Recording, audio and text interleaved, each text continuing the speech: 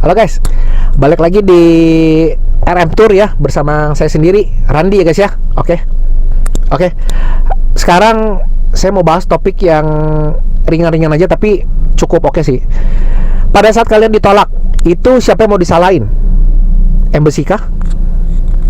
Agent kah? Atau diri kalian sendiri kah? Itu topiknya. Kenapa saya mendadak bahas topik kayak gini? Karena ada pengalaman dari beberapa teman saya sesama agent gitu ya guys ya.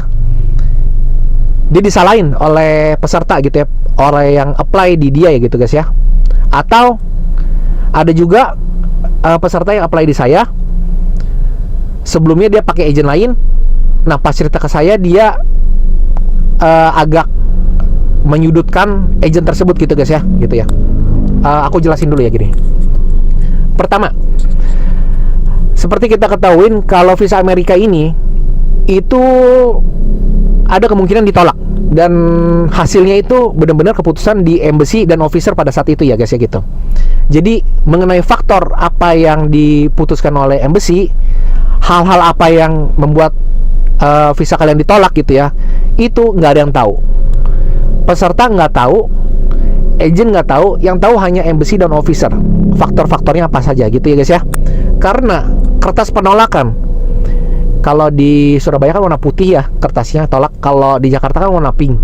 Itu isinya semua hampir sama. Jadi isinya tidak bisa menunjukkan keterikatan dengan negara asal atau Indonesia gitu guys ya. Jadi kita maksudnya tidak ada bukti keterikatan kuat gitu ya guys ya. Kalau kalian mau tahu, itu sebenarnya semua penolakan itu kertasnya sama semua isinya guys ya.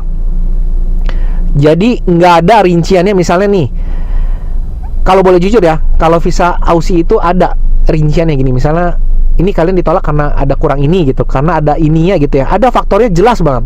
Tapi kalau visa Amerika, embassy nggak memberikan hal yang jelas ya, maksudnya konkret karena apanya gitu nggak. Tapi dia secara general, secara umum, nih karena lu nggak bisa nunjukin keterikatan sama Indonesia. Udah, lu cukup tahu itu aja gitu ya. Kok apa kita bisa banding setelah kita ditolak gitu ya? Itu ada beberapa peserta saya yang bilang kayak gitu. Jawabannya simple, lebih baik jangan. Dan sepengalaman Koko sih nggak bisa ya gitu ya. Bisa banding maksudnya di tempat gitu, maksudnya nanya, Pak bisa jelasin nggak kenapa saya ditolak gitu? Lebih baik jangan ya guys ya. Maksudnya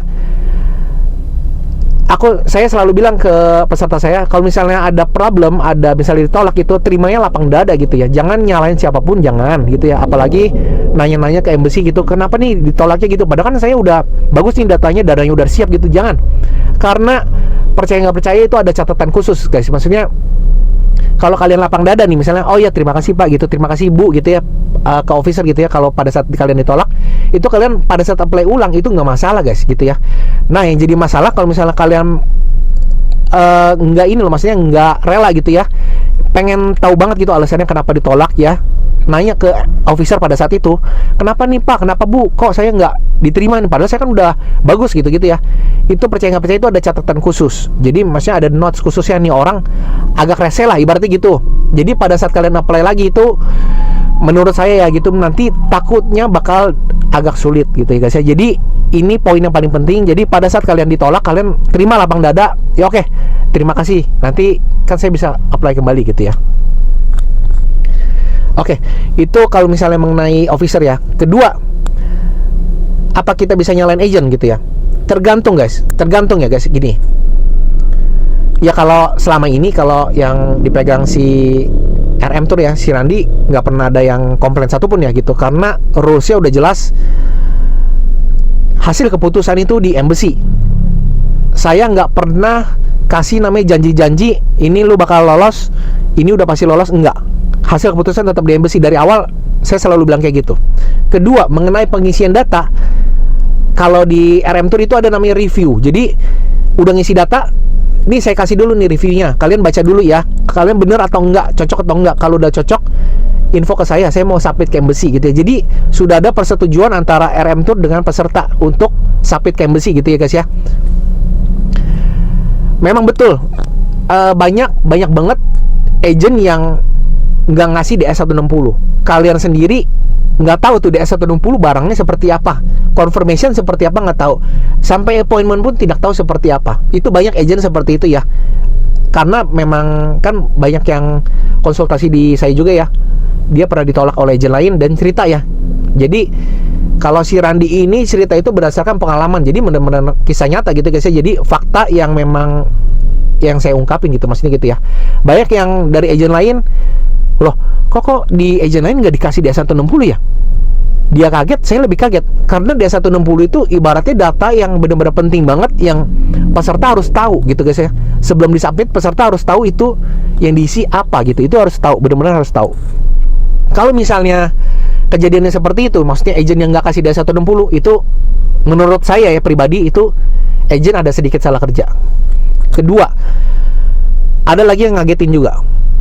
Di DS160 dan di confirmation DS160 itu tidak ada foto. Kalau itu ada sih kejadian sering banget, itu menurut saya secara pribadi sebagai agent, itu agent tersebut salah kerja. Dan kalau itu ya sebenarnya dia bisa disalahkan agent tersebut, cuma ya lebih baik ya udahlah, kalau misalnya udah ditolak ya nggak usah ya udah, maksudnya ya nggak usah pakai agent itu lagi, simpelnya seperti itulah, nggak usah ngungkit-ngungkit, maksudnya ini kenapa kemarin seperti ini gitu ya. Karena kan harusnya seperti pengetahuan saya, kalau misalnya dibantu agent itu dia harusnya ada, maksudnya ada kesepakatan dulu lah gitu ya antara kalian dengan agent gitu ya. Dan kalau misalnya di RM Tour seperti jelas, seperti tadi Koko bilang, apa yang jadi kewajibanku saya jalanin tuh. Jadi kan misalnya kayak DS confirmation, terus DS160, terus jadwal, terus pembayaran sampai briefing, itu semua saya jalanin. Kecuali kayak misalnya rekening koran, surat keterangan kerja, surat keterangan usaha, itu murni dari peserta guys ya. Meskipun banyak agent lain yang melayanin juga, yang maksudnya mereka buatin juga ya. Kalau di RM Tour enggak, itu murni dari peserta guys ya. Karena apa? Karena menurut saya rekening koran itu harus murni dari peserta, itu nggak boleh dibuat-buat sama sekali ya, karena itu termasuk tindak kejahatan menurut saya guys ya. Jadi makanya kenapa kalau orang nanya kenapa tingkat kelolosan di RM Tour itu cukup oke, karena itu, karena datanya asli gitu ya, datanya asli. Dan tugasnya si Randi itu ngebimbing, maksudnya biar oke lah, maksudnya biar oke pada saat submit dan interview, biar oke gitu guys ya, tugasnya si Randi gitu guys ya. Oke, jadi balik lagi ke topik yang mengenai tadi, siapa yang harus disalahkan pada saat ditolak. Yang embassy tadi udah dibahas, kita jangan pernah komplain ke embassy. Kedua, agent itu apa disalahkan atau enggak, menurut saya ya enggak lah, udahlah, kita udah dibantu agent, nggak baik untuk menyalahkan siapapun ya guys ya.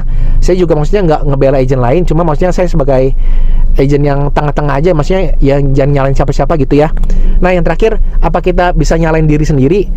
Kalau menurut saya nggak usah nyalain diri sendiri, tapi jadiin yang interview kemarin itu jadi pelajaran ya guys ya. Jadi maksudnya nanti kalau misalnya kalian ada salah di interview sebelumnya, ya nanti jangan diulang lagi gitu guys ya. Jadi kalian jangan terlalu ngebebanin, ini beneran nih gue salah banget nih karena ini enggak, jangan.